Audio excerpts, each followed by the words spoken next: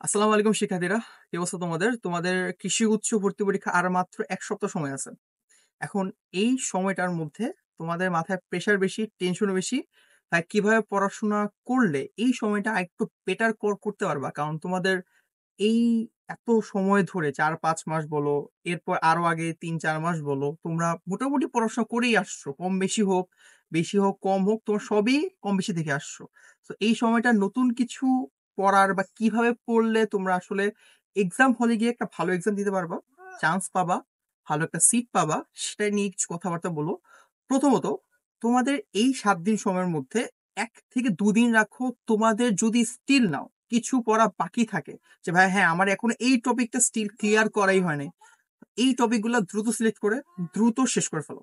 এটার উপরে কোনো মাফ নাই যে ভাই আমি এখন করবো না, পরীক্ষা আগে করবো। পরীক্ষা আগে জীবনে এসব পড়া হবে না, ঠিক আছে? সো তোমাদের যত দ্রুত সম্ভব 1 থেকে 2 দিনের মধ্যে যে টপিকগুলো পড়া হয় নাই সেগুলো আগে শেষ করো। দুই, আমি অলরেডি তোমাদের জন্য ফিজিক্স, কেমিস্ট্রি, ম্যাথ 3টা সাজেশন রেডি করে দিছি, যেখান থেকে যে টাইপগুলো থেকে প্রতি বছরগুলাতে বেশি বেশি এমসিকিউ আসে, এবং আমি বলে দিছি পর্যন্ত যে এই টাইপগুলাতে কৃষি গুচ্ছে বারবার রিপিট হয়। কোশ্চেন্স ওরা একদম হুবহু দিয়ে দেয়, এরকম না যে ভাই কোশ্চেন চেঞ্জ করে। কিছু কোশ্চেন দেখবি যে ওরা হুবহু দিয়ে দেয়, আবার কিছু কোশ্চেন জাস্ট ভ্যালু চেঞ্জ করে দেয়। সো তোমাদের কাজ হবে জাস্ট ওই টাইপগুলা কে বেশি জোর দিয়ে যত ভালো করে পারো শেষ করা। কারণ দেখবা যে কোশ্চেন্স 80 থেকে 90% প্রশ্ন ওই টাইপ থেকে আসছে, বাকি হয়তো 2টা 3টা 4টা 5টা প্রশ্ন এরকম আসবে একটু ডিফারেন্ট। ওকে, এটা আসলে সবার জন্য সেম হবে। তুমি যদি তোমার মেধা খাটায় দিতে পারো দেন এটা তুমি পারবা, না পারলে স্কিপ করবা, কোনো সমস্যা নেই। বাট তোমাকে ওই প্রশ্নগুলা 90% প্রশ্ন যে আসবে টাইপগুলোর মধ্য থেকে, সেই টাইপগুলো তোমাকে ভালো করে পড়তে হবে।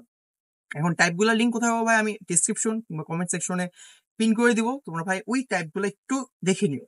এই 7 দিন তোমাদের এইগুলা পড়তে হবে। তিন, সেটা হইতেছে, ধরো অনেককে ভাবতেছো ভাই এই সময় কি আমি কোথাও কোনো অনলাইন প্ল্যাটফর্মে কি পরীক্ষা দিব, বা আমি তো ভাই ভর্তি আছি, তা আমি কি করব? এক্সাম নিয়ে যদি বলি, এক্সাম তোমাকে অবশ্যই একটা ভালো কনফিডেন্স লেভেল দিতে পারে, আবার অনেক সময় মোরালি ডাউনও করে দিতে পারে। রিজন হচ্ছে, ধরো তুমি অলরেডি ভালো করে পড়তেছো, তুমি পারো সব, তা তোমার পরীক্ষা দিয়ে তোমার তো ভালো হবেই, তুমি 80-90 প্লাস তুমি স্কোর করবাই।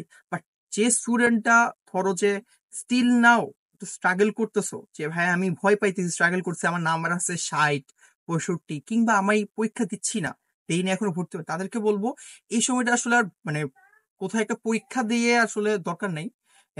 জাস্ট নিজেকে মোরালি ডাউন করা দরকার নেই। এতে করে কি হয় যে তোমার একটা কনফিডেন্স লেভেল ডাউন হয়ে যাবে, যে আচ্ছা আমি যেখানে পরীক্ষা দিই না কেন আমার তো নাম্বার আসে 55-60, দরকার কি?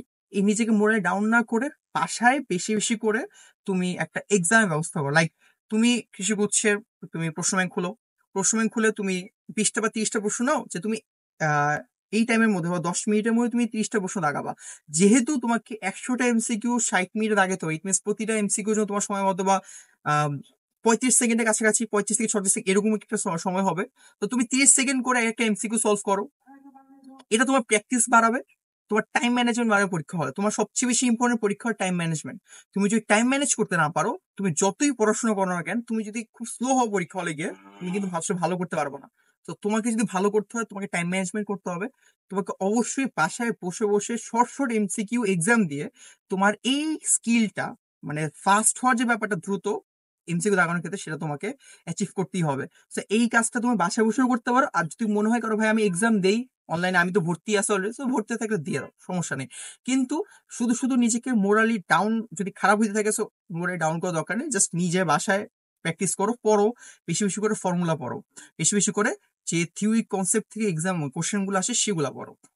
তারপর হচ্ছে হলো 4, যারা টাইপ গুলো পড়তেছো বা পড়ে ফেলছো, তাদের এখন কাজ হচ্ছে বেশি বেশি করে রিভাইজ দেওয়া।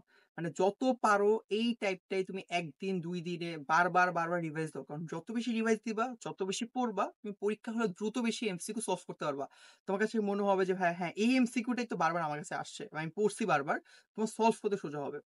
5, নিজের স্ট্র্যাটেজি তৈরি করো, যে তুমি আসলে কিভাবে পরীক্ষা হলে গিয়ে বসবা, কি সাবজেক্টে তোমার বেশি জোর দিতে হবে।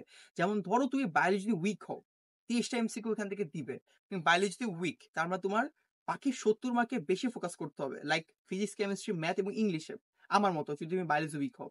আর যদি তোমার বায়োলজিতে স্ট্রং জোন হয়, তো অবশ্যই তুমি এই 30 মার্ক তুমি ভালো একটা অ্যাডভান্টেজ পাবা। 30 মার্ক তুমি যতটুকু পারো, যদি পারো 30 এ 30 উঠাইতে, সো তোমার 30 এ 30 উঠানোটাই হবে তোমার লক্ষ্য যে আমি বায়োলজি যেমন হোক 30 এ 28, 27, 28, 29 উঠাবো।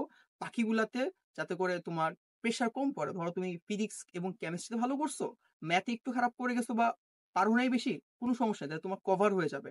সো ওইভাবে তুমি তোমার পরীক্ষার স্ট্র্যাটেজিটা এখন থেকে একটু সাজাইতে পারো যে আচ্ছা আমি এই সাবজেক্টসে এই ফোকাস গুলা দিব, এই টপিক্সে এমসিকিউ আমি কখনো মিস করবো না, আমি সলভ করব, বা এই টাইপের এমসিকিউ গুলো আসলে আমি একটু স্কিপ করবো, কারণ আমি পরের বার এসে যখন আমার শেষ হয়ে যাবে সেগুলো আমরা আর কি অ্যান্সার করব। মানে ধরো অনেক এমসিকিউ আছে এগুলো খুব বড়, সোজা বাট বড়, তো সেগুলাকে হয়তো তুমি পরের জন্য রাখতে পারো। একদম একবার রাউন্ড দেওয়ার পর এটা তুমি সলভ করলা, তাহলে ইজি গুলো তুমি ধরো ইজি 80-85 তুমি দাগা ফেললা, বাকি 15টা হলো যে এগুলো খুব বড় এমসিকিউ ছিল, সেগুলো তুমি আসলে বের করে ফেললা, পরের রাউন্ডে এসে তুমি সলভ করলা যতটুকু পারা যায়। এখন পরীক্ষার হলে ইম্পর্টেন্ট হচ্ছে স্কিপ করাটা খুব বড় একটা মেন্টালিটি। যারা স্কিপ করতে পারে না তারা কিন্তু পরীক্ষা হলে আসলে সমস্যা হয়। যারা ধরো তোমার একটা প্রশ্ন কঠিনই আসছে, ধরো ফিজিক্স প্রশ্ন অনেক কঠিন আসছে, এমসিকিউ ধরাই যাচ্ছে না, তো কি করবো ভাই, বাকি 80 মার্কস আমি ফোকাস করবো। ফিজিক্স বাদ, আমি বায়োলজি দাগাবো ভালো করে, আমি ম্যাথ, কেমিস্ট্রি, ইংলিশ ভালো করে দাগাবো। এই স্ট্র্যাটেজিটা এখন থেকে নিজের মধ্যে গ্রো করো। কারণ পরীক্ষার প্রশ্ন কঠিন হইতে পারে, সোজা হইতে পারে, সোজা হওয়ার চান্সই বেশি, বাট যদি কঠিন হয়ে যায় তখন আসলে সমস্যা হবে। তো এই 7টা দিন তোমাকে একটু ভেবে চিন্তে বুঝে পড়াশোনাগুলো করতে হবে। খুব আহামরি পড়াশোনা করে কোনো কিছু উল্টায় ফেলতে পারবা না, খুব কম পড়াশোনা করেও যে ক্ষতি হয়ে যাবে এমনও না, বাট একটা রেঞ্জে স্মার্টলি পড়াশোনাগুলো করো। আশা করতেছি, আমি নিশ্চিত এখান থেকে যারা ভিডিও দেখবা বা দেখবাও না, অনেকে আছে দেখেও না কিছু না, তারপরও তারা ভালো রেজাল্ট করে, কারণ তারা তার স্ট্র্যাটেজিতে স্ট্রিক্ট থাকে। তো তোমার কাজ তোমাদের স্ট্র্যাটেজি, তোমাদের নিজের পড়াশোনা, নিজের উপর ভরসা রাখা, কনফিডেন্সটা গ্রো করা যে ভাই পরীক্ষা হলে অ্যাটলিস্ট আমি 100টার মধ্যে 80টা কারেক্ট করে দিয়ে আসতে পারবো, এটা আমার ভরসা আছে নিজের উপর। এই ভরসাটুক নিজের উপর গ্রো করো, ইনশাল্লাহ তুমি পরীক্ষা ভালো দিবাই। এটা আসলে কোনো আম, খারাপ হওয়ার কোনো চান্স নাই। নিজের উপর ভরসা রাখো। হ্যাঁ, একদিন না হয় তোমাদের সাথে আমার নিজের এক্সাম একটা এক্সপিরিয়েন্স শেয়ার করবো না, অ্যাকচুয়ালি আমি কিভাবে এক্সামটা দিছিলাম, যে আমার এগ্রিকালচার পরীক্ষার যে এক্সামটা আমি কিভাবে দিছি, আমি কয়টা ছাড়ছিলাম, কয়টা অ্যান্সার করছিলাম, সেসব কিছু ডিটেলস একটা কথা বলবো না।